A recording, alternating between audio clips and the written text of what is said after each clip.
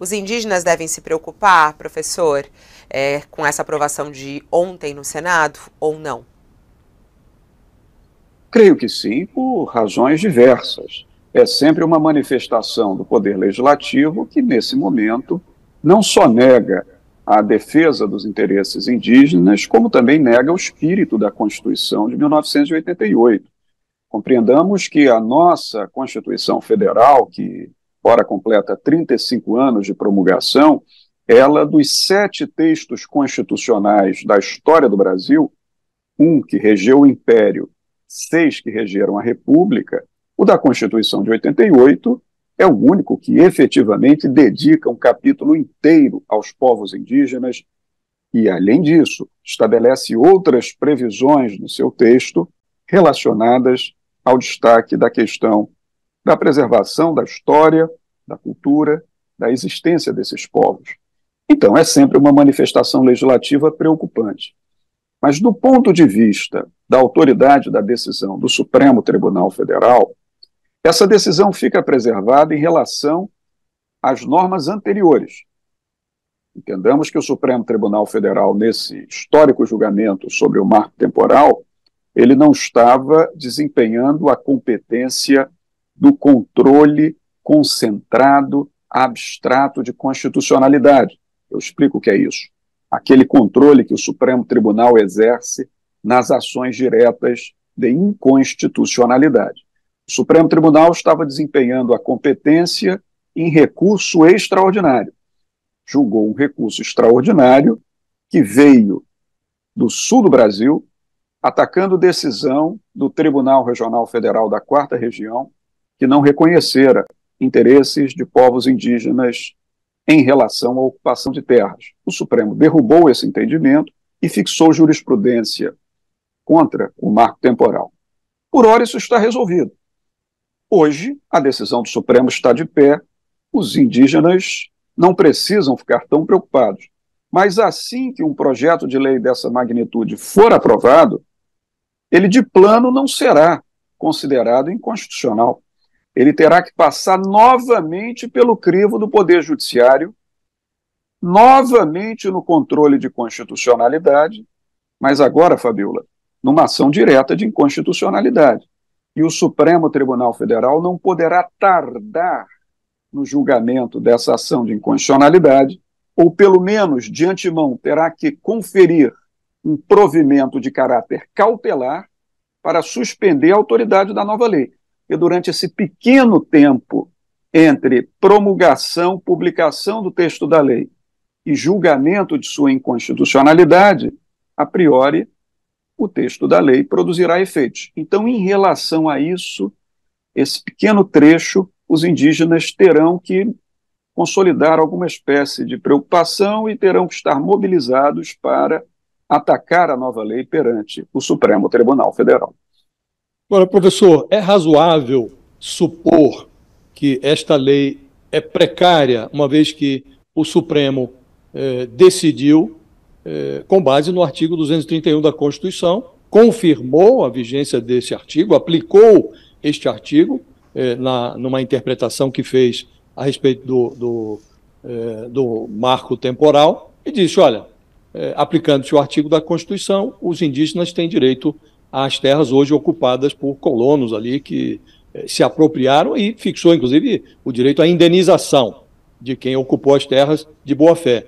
O Congresso interveio no tema por meio de uma lei ordinária, não de uma emenda constitucional. Portanto, como o senhor diz, isso há de ser objeto de questionamento por meio de uma ação direta de inconstitucionalidade no Supremo. E para manter o nexo, o Supremo deve considerar essa lei inconstitucional, não lhe parece? Por isso eu lhe pergunto se é razoável supor que esta lei é precária. Se o Lula não vetá-la, ela remanesce como uma legislação precária. A sua análise está corretíssima, Josias. Ela é uma lei que tem um caráter precário na sua estrutura, no seu próprio processo legislativo, mas é preciso destacar uma questão técnica que acaba importando para todo esse julgamento político que nós fazemos. Aqui no Brasil, como em muitos sistemas do mundo, em favor da lei nova que vem do parlamento, produz-se uma chamada presunção de constitucionalidade.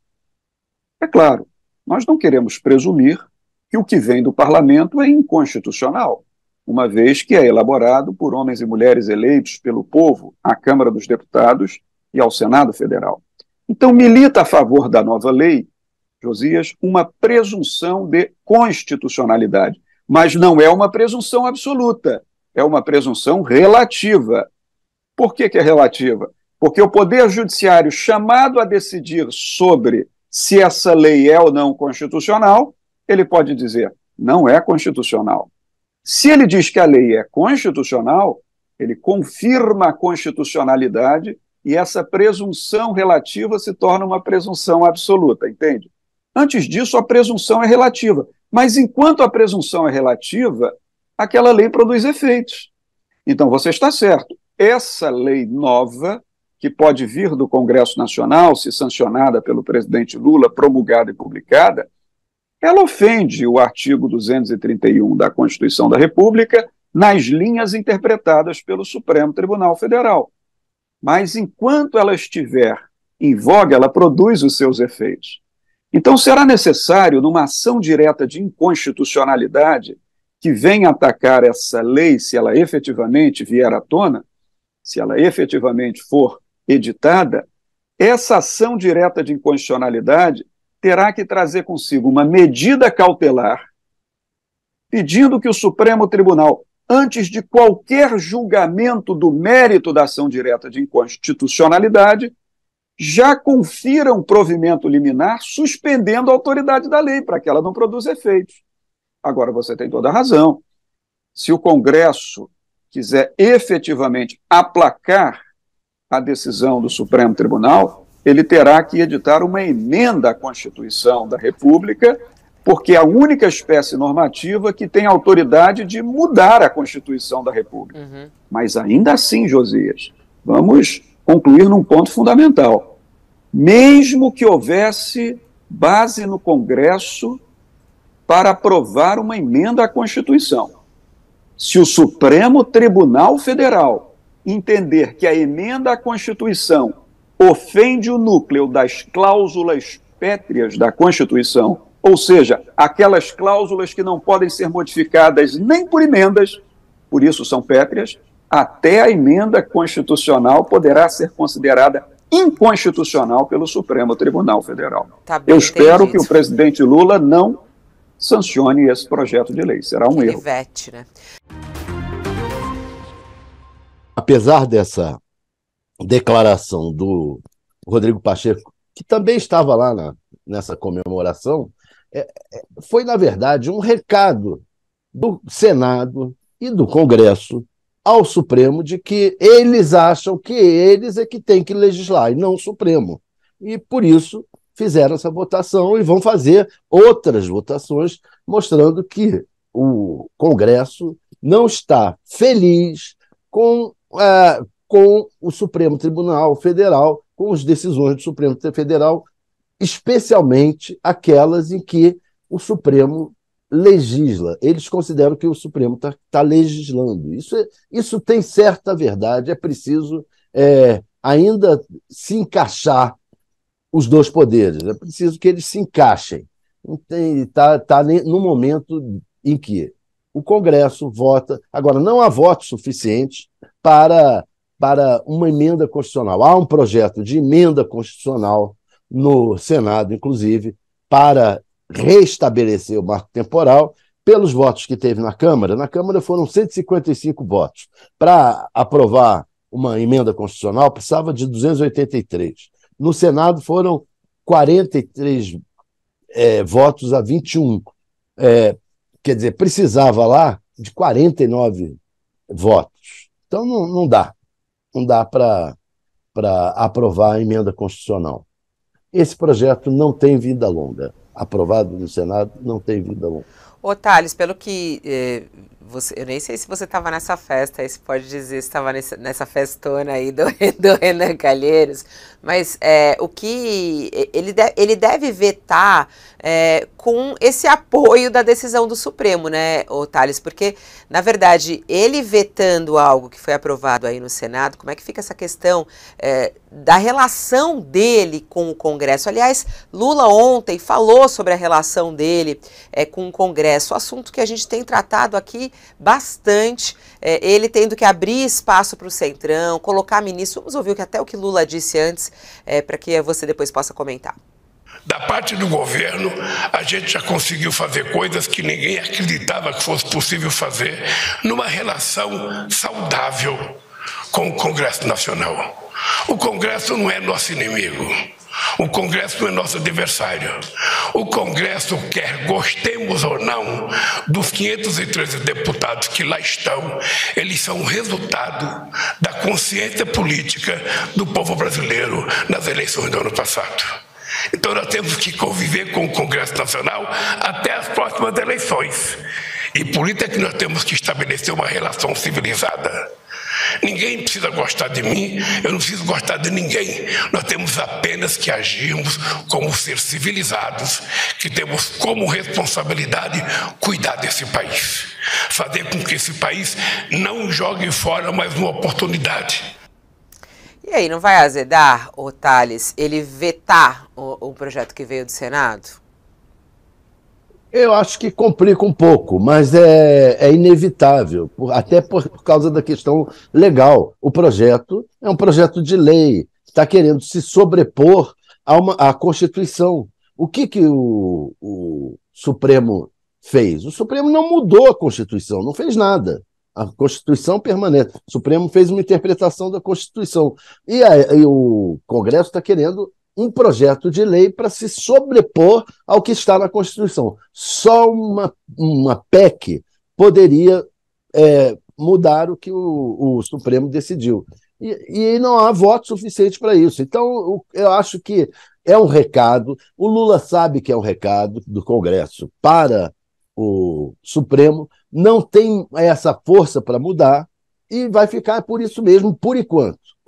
Se outros casos ocorrerem, e vão ocorrer, aí o Lula vai analisar caso a caso. Ele, no momento, não está querendo briga com Arthur Lira, especialmente o Arthur Lira, nesse caso.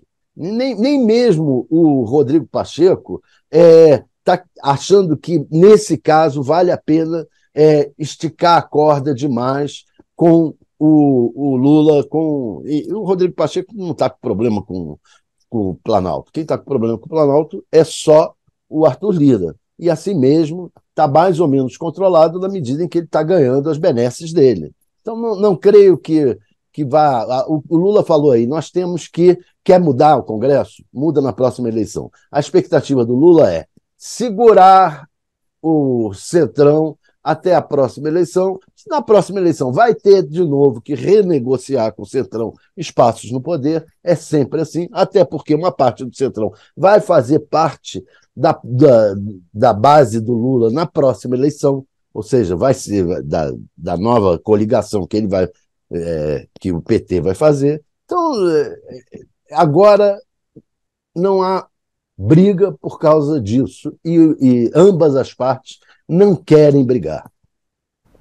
É isso. Thales Faria, obrigada por aparecer por aqui. Desculpa te acordar tão cedo. Um beijo. Até. Um beijo.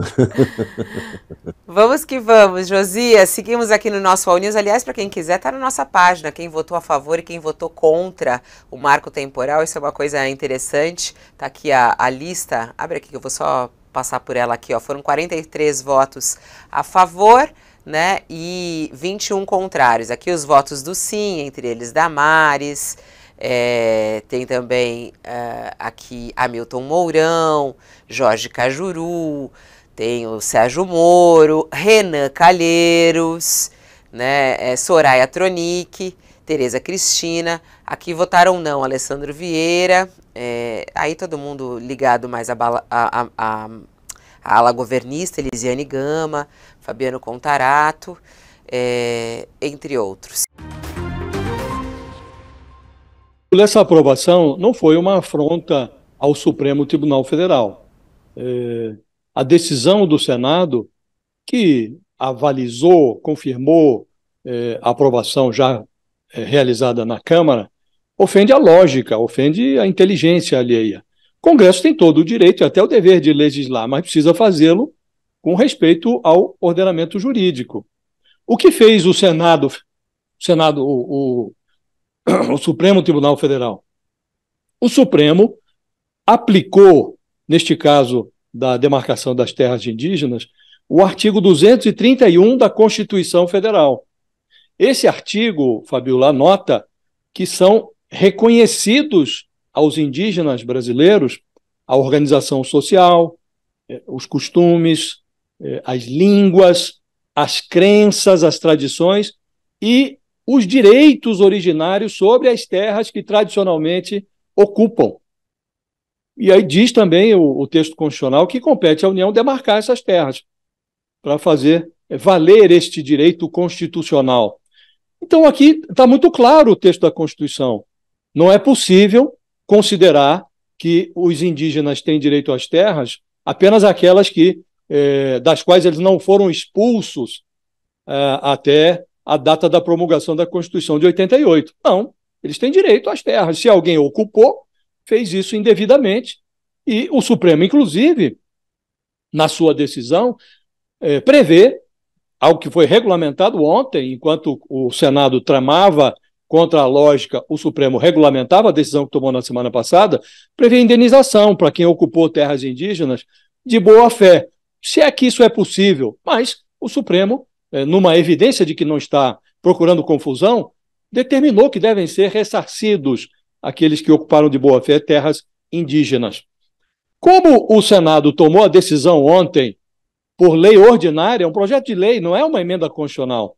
Por isso, a decisão ofende a lógica, ofende o ordenamento jurídico. Se quer alterar a decisão do Supremo, e pode fazer isso, o Congresso precisa aprovar uma emenda constitucional que modifique esse artigo 236 da Constituição, que fundamentou a decisão do Supremo. Essa decisão do Supremo não é passível de reforma por meio de projeto de lei, só uma emenda constitucional. Isto vai para a mão do Lula. Não há outra alternativa para o presidente, Fabiola, senão vetar esse projeto. Aliás, esse assunto todo veio à tona porque a Rosa Weber retirou esse julgamento do Supremo da gaveta. E um dos méritos dessa decisão da ministra Rosa Weber, que agora deixa a presidência do Supremo para se aposentar, foi o fato de romper um ciclo de cinismo, de hipocrisia. Então estava todo mundo intocado, todo mundo enfiado na sua toca, inclusive o Lula, que se fingia de morto.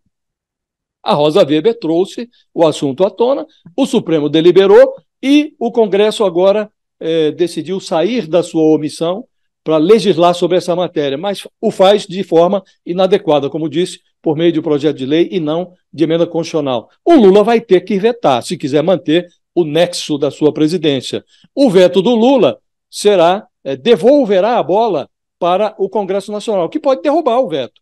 Se o Congresso derruba, aí você vai ter em vigor, Fabiola, uma lei que é inconstitucional. Alguém vai questionar no Supremo. E o assunto volta ao Supremo Tribunal Federal, que dará a última palavra sobre a matéria, até que o Congresso decida, se tiver votos para isso, aprovar uma legislação constitucional, uma reforma da Constituição.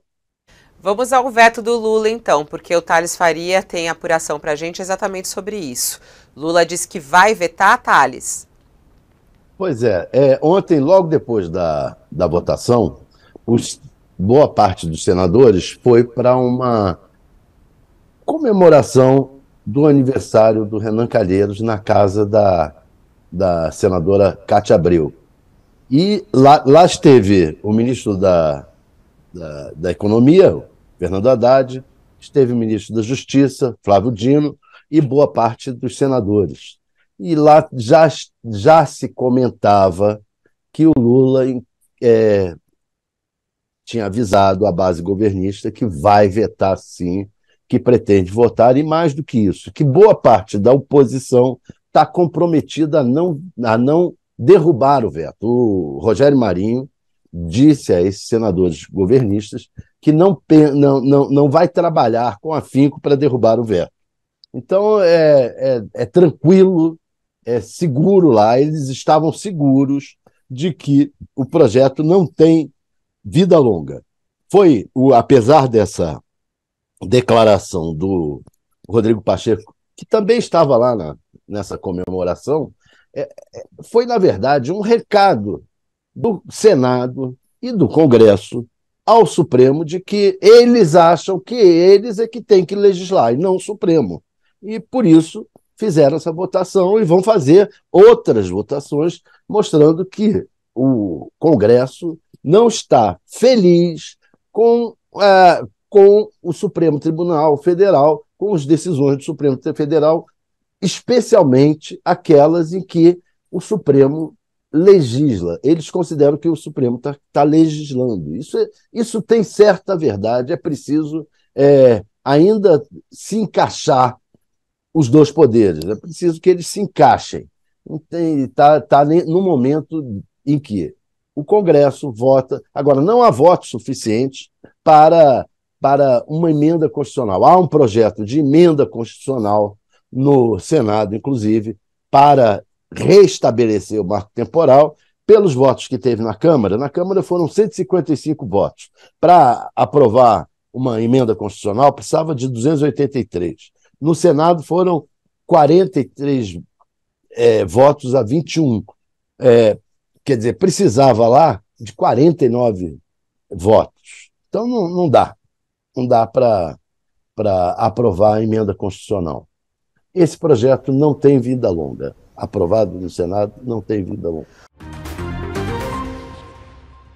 Eu creio que o ministro Barroso, um grande professor de direito constitucional aqui do meu estado, titular da Universidade do Estado do Rio de Janeiro, um estudioso do direito constitucional, um pensador do direito constitucional e da política, ele tem todos os atributos para ser um grande presidente do Supremo Tribunal Federal, Fabiola.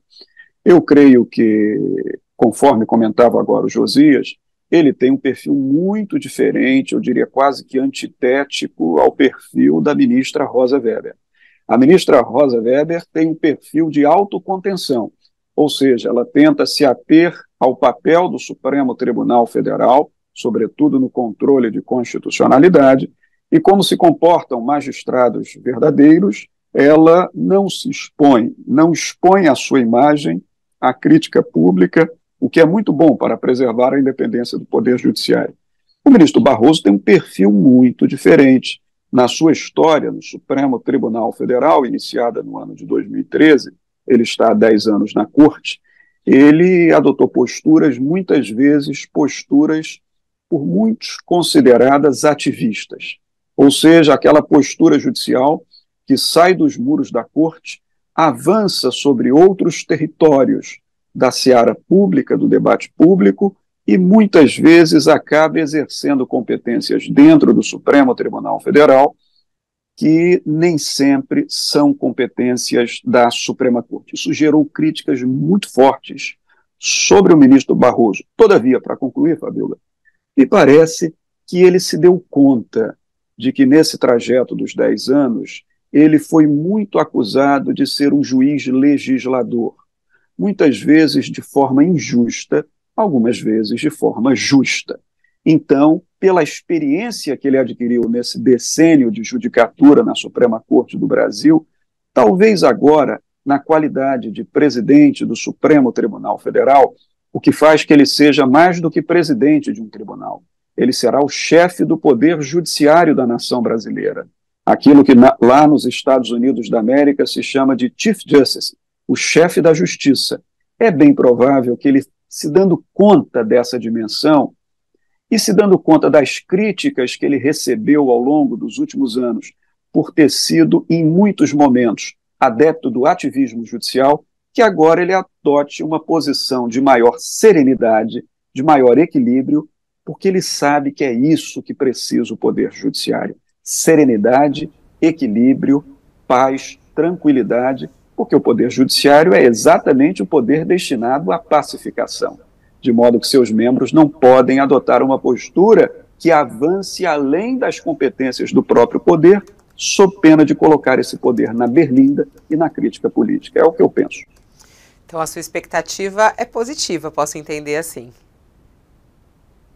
Sim, a expectativa é positiva porque eu considero, como disse, que o ministro Barroso entendeu os excessos que talvez ele tenha cometido em muitas de suas posturas de julgamento, e ele sabe, um homem preparadíssimo academicamente como ele sabe o papel que o presidente do Supremo Tribunal Federal tem que exercer, sobretudo depois de uma gestão tão elogiada quanto a gestão da ministra Rosa Weber, e eu me associo aos elogios feitos pelo Josias, porque ela realmente vestiu a toga da magistratura. Ela mostrou ser uma juíza, não um político dentro do Poder Judiciário. E é assim que deve ser, Fabio.